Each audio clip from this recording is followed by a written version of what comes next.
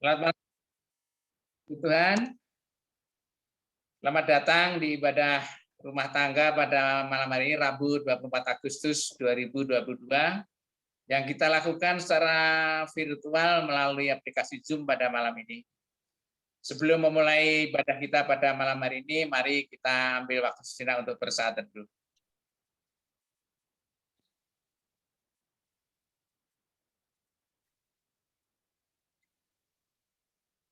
Baik, Bapak Ibu yang terkasih dalam nama Tuhan, hari ini kita kembali bersekutu bersama untuk mendengarkan firman Tuhan dalam ibadah bersama-sama keluarga dan persekutuan.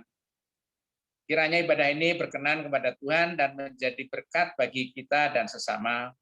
Untuk itu mari untuk memulai ibadah kita ini kita memuji bersama dari PKJ 138.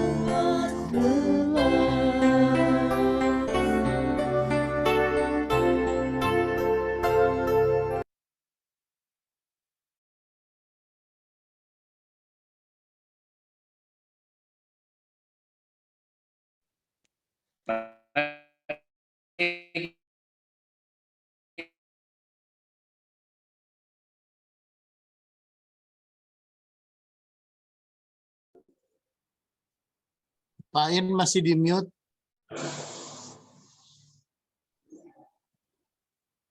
Masih di mute Pak Derajat.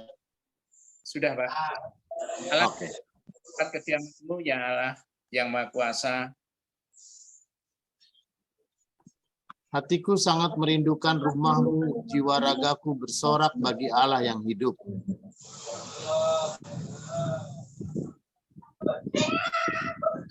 Itu bahagia orang bagimu selalu. Bahagialah orang yang mendapat kekuatan dari Allahmu dan berhasrat mengadakan ziarah ke Gunung Sion. Sebab Tuhan agung dan Raja yang agung yang menganugerahi kita kasih dan kehormatan. Kita nyanyikan bersama dari Kidung Gabungan 54.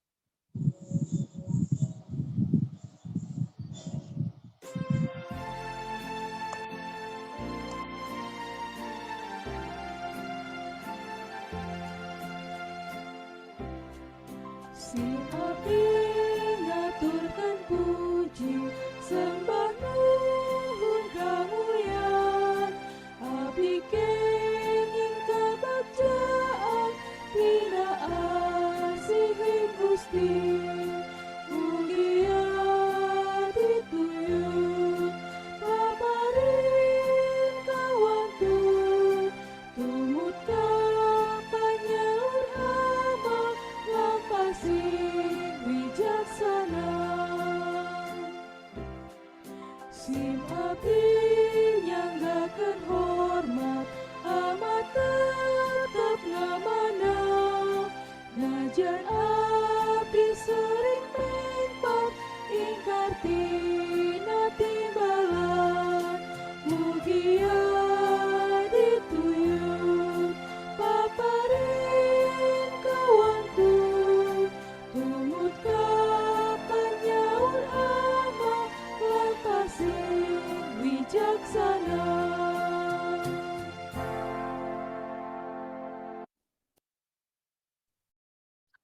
Baik Bapak Ibu dan saudara-saudara, kita boleh bersama kita berdoa sebelum kita membaca dan merenungi firman Tuhan. Mari kita berdoa. Bapa di dalam sorga, sungguh kami datang di hadirat-Mu.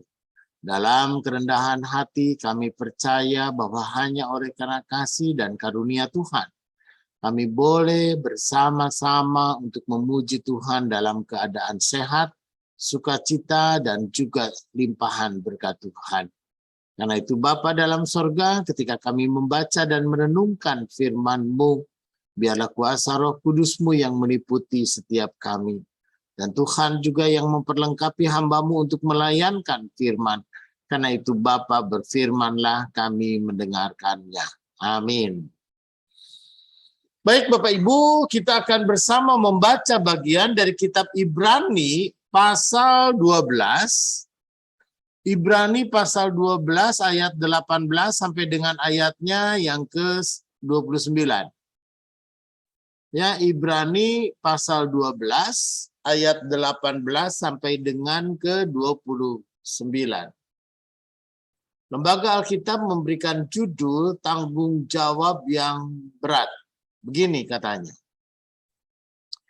Sebab kamu tidak datang kepada gunung yang dapat disentuh dan api yang menyala-nyala, kepada kekelaman, kegelapan, dan angin badai.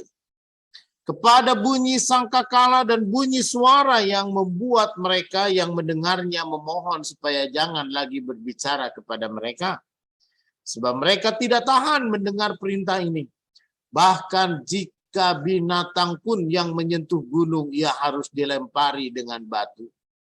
Dan sangat mengerikan pemandangan itu sehingga Musa berkata, aku sangat ketakutan dan sangat gemetar.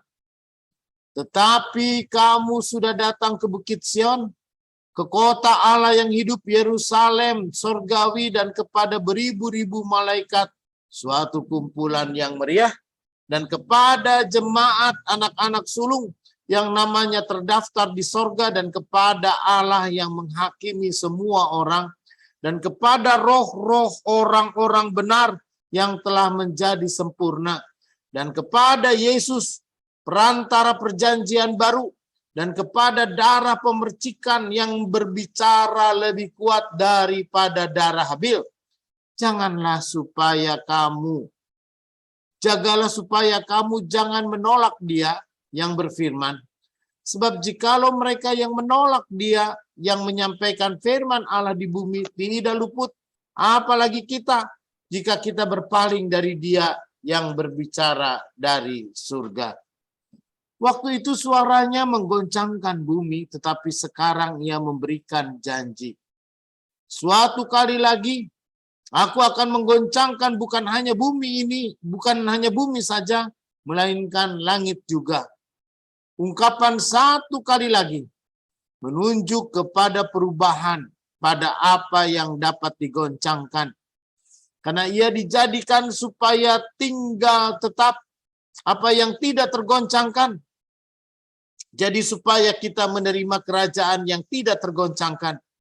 Marilah kita mengucap syukur dan berbicara kepada Allah menurut cara yang berkenan kepadanya dengan hormat dan takut. Sebab Allah kita adalah api yang menghanguskan. Saudara, demikian pembacaan Alkitab. Berbahagia mereka yang mendengarkan firman Tuhan dan memelihara dalam hidupnya. Haleluya. Bapak, Ibu, dan saudara-saudara yang kekasih di dalam Tuhan, banyak orang dan juga hampir setiap orang merindukan suatu kebebasan, freedom. Ya, bahkan orang pun juga dulu pada abad pertengahan, dia berjuang untuk merdeka dan memerdekakan diri, termasuk Indonesia. Sehingga pada abad pertengahan, yaitu sekitar tahun 50-an lah, antara tahun 40 sampai dengan tahun 60, banyak negara-negara di dunia ini lalu yang merdeka dan memerdekakan diri. Dan ketika itu berakhirlah kolonialisme. Nah, saudara, Apa sih yang kemudian kemudian manusia inginkan dari sebuah kebebasan? Tidak jarang anak muda juga, saudara, konflik. Dan mungkin ketika kita remaja juga, dulu kita konflik dengan orang tua, kita berbeda pendapat dengan orang tua hanya oleh karena kita ingin bebas. Ya, ingin bebas itu anak remaja ingin main malam sama anak teman-temannya, ingin selalu kumpul-kumpul sama teman-temannya, ya, tanpa dia berpikir tentang bahaya ataupun juga dia berpikir tentang sesuatu yang membahayakan dirinya. Tetapi saudara yang kekasih di dalam Tuhan, dalam bagian Alkitab yang kita baca pada saat ini, bagaimana Tuhan Yesus, si penulis kitab Ibrani ini, dia merefleksikan bahwa Tuhan itu adalah Tuhan yang sungguh-sungguh memberikan kebebasan kepada manusia. Yang orang mau ibadah di mana, orang mau ibadah seperti apa, ya monggo. Gitu ya. Sehingga dia mengatakan, sebab kamu tidak datang kepada gunung yang dapat disentuh dan api yang menyala-nyala pada kekelaman dan kegelapan dan angin badai, enggak. Jadi saudara yang kekasih di dalam Tuhan, ini latar belakang Ibrani ini memang ada sebuah perdebatan. Ya, perdebatan antara orang-orang Yahudi dan perdebatan antara orang-orang yang bukan Yahudi, ya, atau orang Yahudi yang ada di kebudayaan Yunani latar belakangnya. Nah, karena itu bagi orang-orang Yahudi awalnya, bagaimana orang beribadah ke bukit. Ya, sehingga ketika Musa menerima di Gunung Sinai, maka Gunung Sinai itu menjadi sebuah gunung yang suci atau gunung yang dianggap sakral. Sehingga binatang aja nggak boleh menyentuh, binatang aja nggak boleh naik. Binatang aja juga akan mati kalau dia harus menyentuh gunung, ya. Ayat 20. Sebab mereka tidak tahan mendengar, bahkan jika binatang pun yang menyentuh gunung, ia harus dilempari dengan batu, nggak boleh. Sehingga gunung itu dianggap sebuah gunung yang disucikan. Saudara, tetapi apa kata Tuhan? Nggak begitu. Ya, bukan soal kenapa gunung orang beribadah ke gunung, karena orang dengan naik ke gunung itu seolah-olah dia mendekat kepada Tuhan. Ya, dia semakin naik ke atas puncak gunung, maka dia seolah-olah merasakan kedekatan dengan Tuhan. Semakin tinggi gunung itu, maka semakin dekat dia dengan Tuhan. Dan tidak jarang pemahaman gunung, ya, itu Tuhan adalah gunung batuku. Gunung itu menjadi tempat perlindungan. Gunung batu itu menjadi tempat yang tenang, yang anteng, menjadi tempat untuk merenung, tempat untuk yang nyaman bagi dia untuk merasakan kehadiran Tuhan. Karena itu saudara, apa yang ditulis oleh kitab Ibrani? Enggak, tidak harus selalu di situ. Ya, sebagian orang Israel malah beribadah dan pergi kemana? Ke Bukit Sion. Dan banyak orang boleh beribadah juga ke Bukit Sion, mau ke kota Yerusalem. Orang mau beribadah di Yerusalem, orang mau beribadah di Bukit Sion, orang mau beribadah di bukit mana, orang mau beribadah di mana, ya monggo. Kata penulis Ibrani, silakan, bagaimana kuasa Tuhan dan bagaimana Allah itu ada di mana, di bagaimanapun juga kita boleh beribadah dengan cara. Karena itu saudara yang kekasih di dalam Tuhan, bagi penulis kitab Ibrani itu adalah yang paling utama itu adalah beriman kepada Yesus Kristus Tuhan Sang Juru Selamat. Bahwa Yesus Kristus itu adalah segalanya. Yesus adalah di atas segala-galanya. Dan kepada Yesus pengantara perjanjian baru. Dan kepada darah pemercikan yang berbicara lebih kuat daripada darah Habel. Jadi saudara yang kekasih di dalam Tuhan, pengertian dan pemahaman penulis kitab Ibrani ini lebih mendekat kepada cara berpikir orang-orang Yahudi. Nah, bagaimana orang Yahudi ketika dia beribadah dengan mendekat kepada gunung atau kepada Bukit Sion, seolah kalau ibadah itu harus di Bukit Sion. Kata penulis kitab Ibrani, enggak begitu. bukan soal tempatnya, bukan soal modelnya, bukan soal caranya, tetapi bagaimana kita percaya kepada Yesus sebagai pengantara perjanjian baru. Kepada Yesus Kristus Tuhan dan Juru Selamat. Karena itu saudara, melalui bagian Alkitab yang kita baca pada saat ini, saudara, yang pertama hidup di dalam kekristenan itu adalah, intinya adalah hidup di dalam hati kita kepada Tuhan. Kepada Tuhan Yesus. Yesus sebagai Tuhan dan Yesus sebagai Juru Selamat. Lalu bagaimana orang pun juga merefleksikan Yesus itu?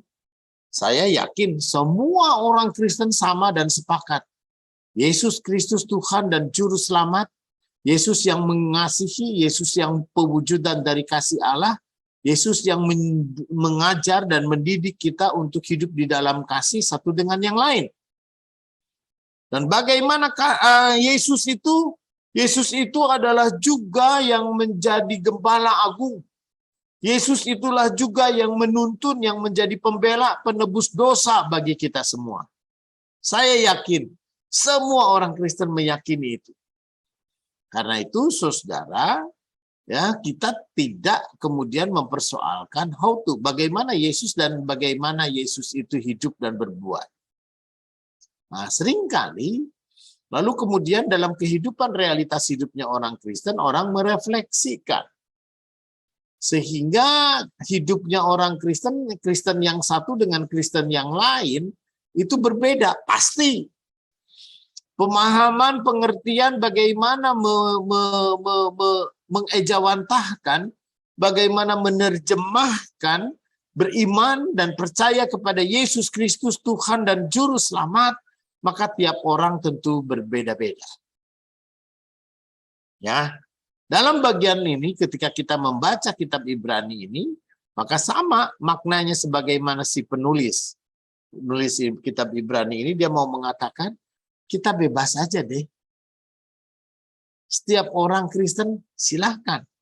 Dia berkenan untuk merefleksi, percaya dan meyakini Yesus Kristus Tuhan dengan caranya. Ya, dengan modelnya. Ya, sehingga semua orang, semua suku, semua bangsa, semua budaya punya cara untuk mengekspresikan beriman kepada Tuhan. Ya, bagaimana caranya orang Kristen itu beriman kepada Tuhan, maka setiap orang punya konteksnya masing-masing. Nah, ketika itulah, saudara, maka realitas kehidupan kekristenan di dalam kebebasan, maka dia pun juga harus mampu bertanggung jawab. Tanggung jawab itu berarti dia mampu menghayati kehidupan imannya di dalam iman pada Yesus, iman di dalam kasih, dan iman di dalam percaya kita kepada Sang Juru Selamat. Karena itu, saudara, bagaimana sikap iman kita kepada Tuhan? Ya, seorang dosen di Jakarta ini, dia mengatakan bagaimana mengekspresikan ibadah. Ibadah itu, liturgi itu adalah sebuah narasi. Demikian juga dengan konsep iman. Konsep iman, konsep percaya kita juga adalah sebuah narasi. Masing-masing orang memiliki penghayatan dan masing-masing orang memiliki iman dan cara beriman kepada Tuhan Yesus. Karena itulah, saudara, hiduplah di dalam iman percaya kita kepada Tuhan dengan hati yang bebas, hati yang tulus, hati yang sukacita, dan hati yang dimerdekakan oleh Tuhan. Terpujilah Tuhan. Amin.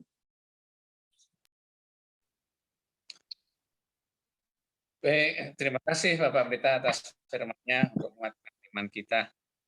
Baik Bapak Ibu, Saudara yang terkasih, mari kita ungkapkan syukur ini dengan memberikan persembahan yang walaupun tidak secara langsung malam ini kita berikan, tetapi kita bisa membawa persembahan ini pada saat kebaktian hari Minggu, atau ditransfer di nomor rekening yang tertera di layar Zoom Bapak, Ibu, atau saudara sekalian.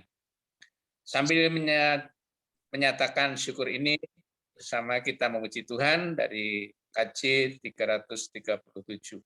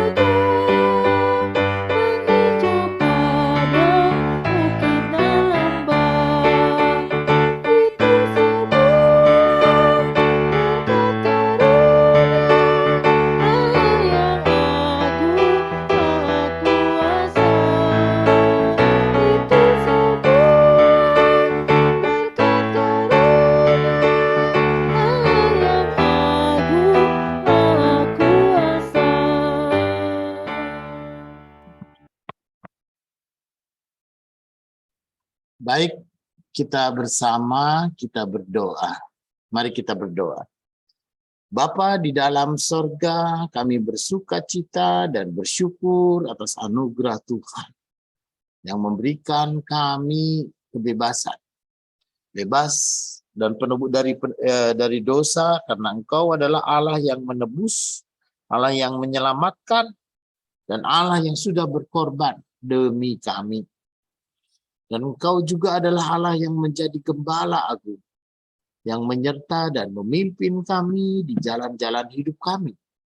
Engkau pun juga adalah Allah yang menganugerahkan kepada kami hati yang sukacita. Karena itu Tuhan, kuk yang kami pikul juga adalah kuk yang ringan, bukan kuk yang begitu berat. Sehingga kami boleh menikmati kebebasan hidup di dalam Tuhan Yesus. Bebas yang bertanggung jawab, bebas dalam iman percaya kami kepada Tuhan. Karena itulah Tuhan Allah Bapa, dan biarlah kami di saat ini dengan sungguh-sungguh kami hadir di hadapan Tuhan. Tuhan yang tahu benar apa yang kami gumuli. Tuhan juga yang menyerta kami dalam doa dan juga dalam pengharapan kami. Tuhan juga yang menjadi penolong sungguh.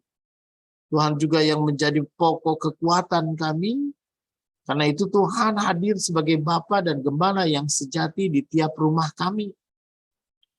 Kami percaya bahwa tuntunan tangan Tuhan untuk kami boleh menemukan selalu jalan keluar dan jalan penyelesaian. Karena itulah Tuhan, kalaupun juga ada saudara-saudara kami yang sedang menderita sakit, kami mau berdoa bagi Bapak Rajio, kami mau berdoa bagi Ibu Sri Rezeki, kami mau berdoa bagi Ibu Veronica Napitupulu, kami mau berdoa bagi anak Fiona Pakpahan. Tuhan jugalah yang memberkati dan menyertai juga Ibu Murniati Purba dalam segala keberadaan mereka. Kasih dan pertolongan Tuhan, dan anak Chelsea pun juga Tuhan boleh pulihkan, Tuhan kembalikan kesehatan dia. Karena itulah Tuhan, hanya ke dalam tangan-Mu sungguh kami mau berserah. Dan di saat ini Tuhan juga yang menjadi pokok pengharapan kami. Biarlah Tuhan juga yang menyertai setiap orang tua kami. Tuhan memberkati Oma Sagedi, Tuhan memberkati Bapak dan Ibu Subono, Tuhan juga menyertai Bapak Tuadi, Tuhan jugalah yang menyertai setiap orang tua kami di dalam segala keberadaan mereka. Ibu Resmiati Empi, Tuhan juga berkati, dan biarlah di dalam usia mereka yang lanjut, mereka boleh merasakan kasih dan kemuliaan nama Tuhan. Dan biarlah Tuhan Allah juga di saat ini boleh memberkati Ibu Leman dan juga Ibu Sumirah dan keluarga, anak-anak mereka. Kami yakin dan percaya bahwa hanya oleh karena kemuliaan Tuhan, kasih Tuhan, penyertaan Tuhan, Ibu Leman boleh selalu menikmati kesehatan dan anugerah dari Tuhan.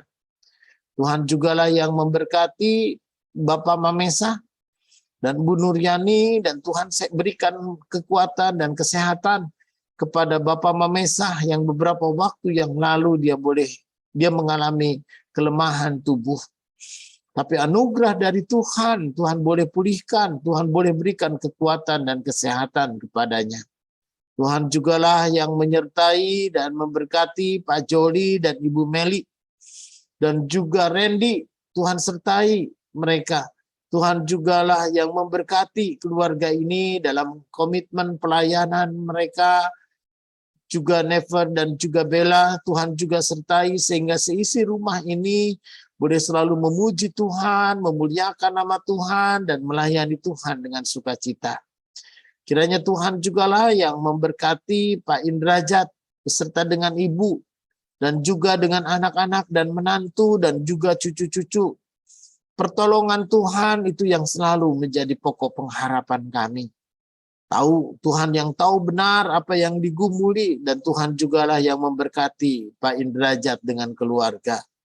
Tuhan juga yang menyertai Ibu Mardiana dengan anak-anak, juga dengan menantu. Berkati Tuhan Allah Bapa keluarga Denny. Tuhan juga memberkati Eva dan Vidi, dan biarlah mereka pun juga dengan sukacita mereka boleh terpanggil dan melanjutkan pelayanan-pelayanan mereka dengan sungguh. Dan biarlah kemuliaan nama Tuhan boleh menjadi nyata di tengah-tengah keluarga Ibu Mardiana. Tuhan memberkati mereka, dan dalam pelayanan mereka kami percaya benar cinta Tuhan boleh menaungi keluarga ini. Dan Tuhan jugalah yang menyertai Ibu Julia Huta Barat. Sertai dia, pimpin dia Tuhan dalam segala hal dan juga dalam segala sesuatu. Berikan dia kesehatan, dan biarlah dia pun juga anak-anak menantu boleh melihat bagaimana cara Tuhan memberkati, bagaimana cara Tuhan menguatkan, dan bagaimana cara Tuhan selalu menyertai dia. Karena itulah Tuhan Allah Bapa, di saat ini sungguh kami mau berserah selalu ke dalam tangan-Mu. Biarlah pribadi lepas pribadi hadir dan selalu bergantung pada kuasa Tuhan. Karena itu Bapa dalam sorga, dalam segala keberadaan kami, sungguh kami mau pertaruhkan hidup dan masa depan kami hanya di dalam nama Tuhan Yesus. Amin. Baik, terima kasih Pak Pendeta atas doanya, dan Bapak Ibu yang dikasih Tuhan, sebelum kita mengakhiri kebaktian kita dan sebelum kita terima berkat, kita nyanyikan bersama Kidung Jemaat 249.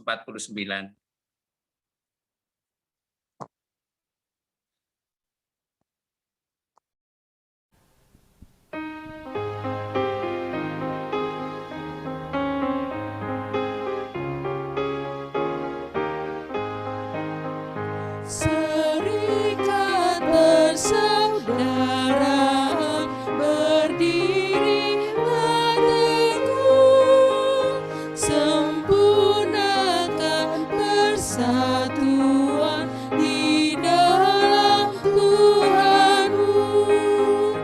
Bersama-sama majulah, dikuatkan iman, berdamai bersejahtera dengan pengasihan.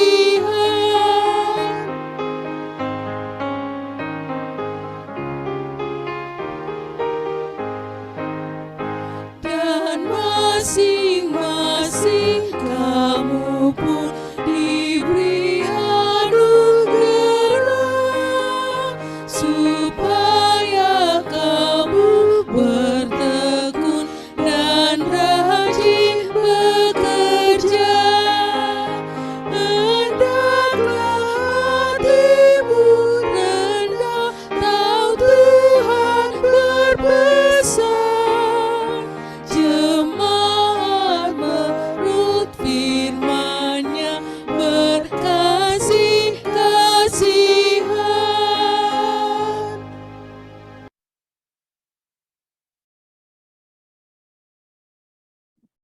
Baik Bapak Ibu dan Saudara, saat kita menerima berkat Tuhan, kiranya kasih karunia Tuhan Yesus Kristus dan kasih Allah dan persekutuan Roh Kudus menyertai saudara dari sekarang ini sampai selama-lamanya. Amin.